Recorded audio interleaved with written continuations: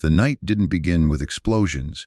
It began with silence, a heavy, unnatural silence hanging over the Iron Shield Kingdom, as if the sky itself was holding its breath. Then, without warning, the darkness tore open. Not flashes, not strikes, but streams of fire, ripping across the horizon like the sky was breaking apart from within. Sirens erupted. Not one, not a few, but everywhere. A chorus of panic echoing through cities as people ran, as doors slammed, as seconds suddenly became the only thing that mattered. The defenses responded instantly. Interceptors launched upward, slicing into the night with precision, chasing every incoming threat. But something felt wrong. The sky was too crowded. Targets multiplied faster than they could be tracked. Signals overlapped. Trajectories blurred into chaos. This wasn't an attack. It was an overload. Missiles weren't just incoming. They were layered, stacked in waves, perfectly timed, designed to arrive together, to confuse, to exhaust, to break rhythm. The system that had never failed began to hesitate. For the first time, the shield didn't look invincible. It looked overwhelmed. And in that single moment, barely noticeable, almost invisible, the balance shifted. Far beyond the chaos, deep inside the silent command halls of the Shadow Strategist Empire, there was no panic, no urgency, only calm. Screens flickered. Patterns confirmed. A single message appeared. No alarms, no celebration, just quiet certainty. Phase 2 has begun. This is no longer a war you can point to on a map. It doesn't belong to borders. It doesn't follow flags. What's unfolding now is something far more dangerous. A collision between systems built over years, designed for moments exactly like this. On one side stands the Shadow Strategist Empire, not loud, not reckless. A force that spent years in silence, shaping its power in the background, learning, adapting, waiting. It doesn't chase victory. It engineers it, step by step, layer by layer. Facing it is the Iron Shield Kingdom, a fortress unlike any other. Walls not made of stone, but of technology, precision, and confidence. A defense so advanced, it convinced an entire population that nothing could break through. Until now, when that certainty begins to crack. Watching from a distance is the distant Titan, a power that can tilt the balance at any moment. It moves carefully, calculating every step, knowing that one wrong decision doesn't just escalate a conflict, it reshapes the entire world. And surrounding them, almost forgotten, yet dangerously exposed, are the silent thrones, nations rich in resources critical to the global system, but sitting directly in the path of what could come next. They don't control the war, but they may soon suffer from it. This isn't the kind of war history prepared us for. There are no clear beginnings, no clean endings, only pressure building, shifting, evolving. Because this is no longer about who strikes harder. This is about who can endure longer when everything starts to break. For years, the world convinced itself everything was under control. Every strike had a response. Every escalation had a limit. Every crisis seemed to stop just before it went too far. It felt predictable, managed, contained. Like an invisible system was keeping everything balanced, no matter how close it came to breaking. But that balance was never real. It was a performance. A carefully maintained illusion that made the chaos look controlled, while something far more dangerous was quietly taking shape beneath it. Because while others focused on reacting, on answering attacks, on maintaining appearances, the Shadow Strategist Empire was doing something else entirely. It wasn't chasing the moment. It was building for it. Years of silence weren't weakness. They were preparation. Every test, every delay, every measured response was part of a larger design slowly coming together. This wasn't about matching power. It was about redefining it. Not creating a bigger weapon, but creating a war that couldn't be fought the old way. A war where speed, confusion, and pressure mattered more than raw strength. a war where the rules themselves would no longer apply. And by the time the illusion finally broke, it was already too late to go back. Nothing about this was accidental. Every launch, every angle, every second between waves was calculated. What looked like chaos in the sky was actually structure, a carefully engineered pattern designed with one purpose: to break the system, not just strike the target. The first wave wasn't meant to destroy, it was meant to trigger. Force the defenses to react, light up the radars, reveal timing, speed, and priorities. Then came the second wave, not stronger, smarter. It slipped into the gaps, probing for weaknesses, testing how the system adjusted under pressure, learning in real time where the cracks were beginning to form. And then, the third wave arrived.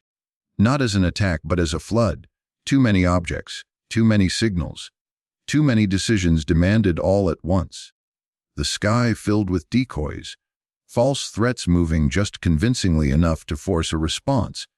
And behind them, hidden in the noise, the real danger moved silently. Interceptors launched again and again, each one precise, each one expensive, each one necessary, and each one exactly what the trap demanded. Because every response drained the system. Every launch consumed time, attention, and resources that could not be replaced fast enough. This wasn't a battle of power. It was a battle of pressure.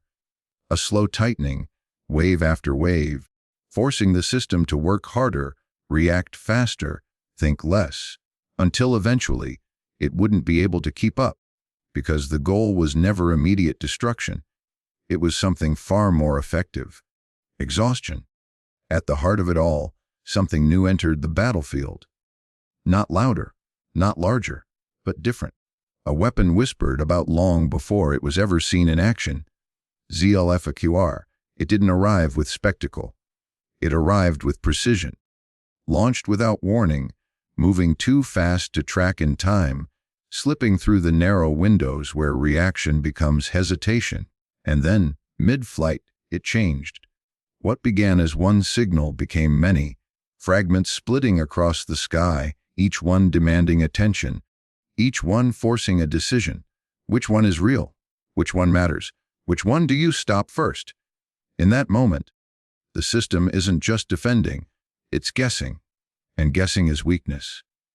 But the true power of Zulfiqar wasn't in its speed, or its reach, or even its ability to divide itself into multiple threats.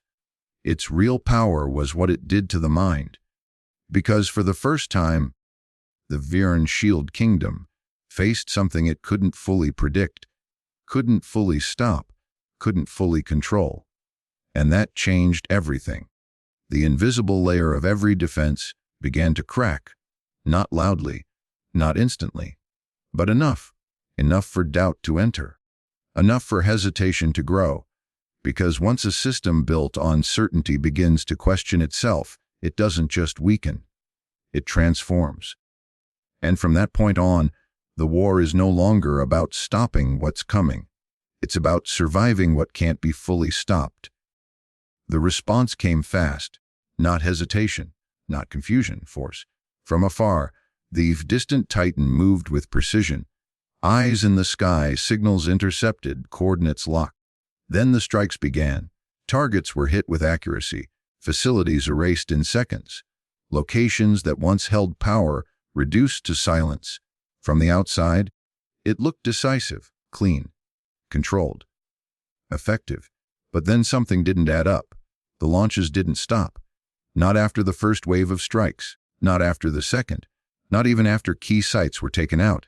They kept coming, steady, measured, uninterrupted, not chaotic but controlled, as if nothing essential had been lost. That's when the shift happened. Not on the battlefield, but in understanding, because what they were facing wasn't a structure that could be broken by hitting the right targets. It wasn't centralized. It wasn't exposed. It wasn't fragile. It was designed differently, built to fragment, built to relocate, built to continue, even under pressure. And in that moment, the realization became impossible to ignore. This system was never meant to be destroyed. It was meant to survive destruction. Every strike it absorbed, every loss it took, was already accounted for. This wasn't escalation spiraling out of control. This was a sequence. A process moving forward exactly as intended. The war hadn't suddenly become more dangerous. It had simply reached the phase it was always meant to enter. The battlefield no longer stays in one place, it moves. Strikes land with precision. Targets are hit, structures erased, coordinates wiped from the map. But the effect doesn't last, because the moment one site is destroyed, another comes alive somewhere else. Not by accident, by design. Launch platforms don't wait to be found. They vanish, shift, reappear in new locations before the next strike can arrive. Missiles are no longer tied to fixed positions. They travel, they adapt, they hide in motion. Even the command structure refuses to stay still. It fractures under pressure, only to rebuild itself instantly, piece by piece, in places no one was watching. What once looked like a network now behaves like something alive. You can hit it, you can damage it, but you can't pin it down. And that changes the entire nature of the war, because the shadow strategist empire is no longer trying to win in a single decisive moment. It's not chasing dominance, it's stretching time, forcing the conflict to continue longer than its opponent can comfortably sustain. Every day becomes a test, every strike becomes a cost, every response becomes a calculation, and slowly the question shifts. It's no longer who is stronger. It becomes who can keep going when stopping is no longer an option. Because in this kind of war, victory doesn't belong to the fastest strike. It belongs to the last system still standing. The pressure no longer stays confined to the battlefield. It spreads, quietly at first, then all at once. Beyond the front lines, the silent thronas begin to feel it, not through explosions but through uncertainty, because they understand something others are only beginning to realize. The war is drifting closer to a point that cannot be controlled. There is a single corridor, narrow, exposed, and absolutely vital. A passage that carries the lifeblood of the global system. And now, all eyes are on it. Not because it has been struck, but because it can be. And that possibility alone is enough. Because if that route closes even for a moment, the impact won't stay local. It will ripple outward. Fast, unpredictable, and impossible to contain. Energy flows will choke. Markets will react before anyone can respond. Decisions will be made under pressure, not strategy. And suddenly, nations that were once observers will find themselves pulled into the consequences. Militaries begin to reposition. Alliances tighten, then strain. Every move becomes heavier, riskier, more permanent. This is no longer a conflict that can be isolated. It's becoming a chain reaction. One event leading to another, each one harder to stop than the last. And beneath it all, there's a growing realization. The world is no longer watching this unfold. It's waiting for the moment everything tips. Because from here on, every second feels like it's moving toward something irreversible. Not a battle, a countdown. The war has reached a point where it no longer moves forward, it splits. Not into victories or defeats, but into possibilities. Each path waiting, each one dangerous in its own way. In one future, everything continues, but never fully explodes. Strikes and counterstrikes, pressure and restraint, a constant state of tension where nothing ends and nothing truly begins. A controlled chaos stretched over time. In another, the fire spreads, new fronts ignite, borders lose meaning. What started as a single confrontation pulls in forces from every direction, until the region itself becomes the battlefield. Then there is the most dangerous shift of all, the moment the distant titan stops watching and steps in directly, not as a shadow, not as support, but as a force. And when that happens, the scale changes instantly. What was regional becomes global, and yet There is one more possibility, the one no one trusts: a sudden silence, an unexpected pause, agreements made in the dark, words exchanged behind closed doors. The war slows just enough to breathe. But beneath that silence nothing is resolved, only delayed, because every side knows the storm hasn't passed, it's waiting. No one can say which path will unfold. No prediction holds, no certainty remains. But one truth stands above all of it: the system has already been broken. Not in a single moment, not in a single strike, but piece by piece, until it could no longer function the way it was meant to. And once that happens, there is no going back.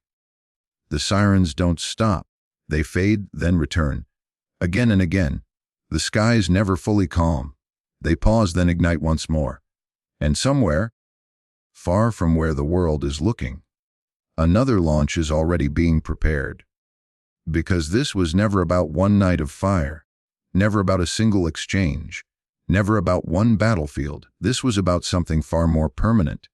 A shift, a quiet, irreversible change in how war itself is fought, where certainty disappears, where defenses are tested beyond their limits, where survival replaces dominance.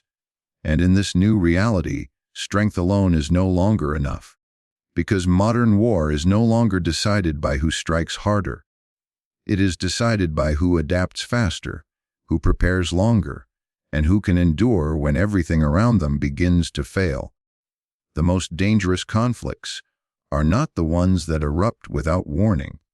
They are the ones that were built slowly, carefully, invisibly, long before the first siren ever sounded, and when they finally reveal themselves, it's already too late to stop what comes next. This wasn't the moment the system failed. This was the moment we realized it was never built to survive this kind of war.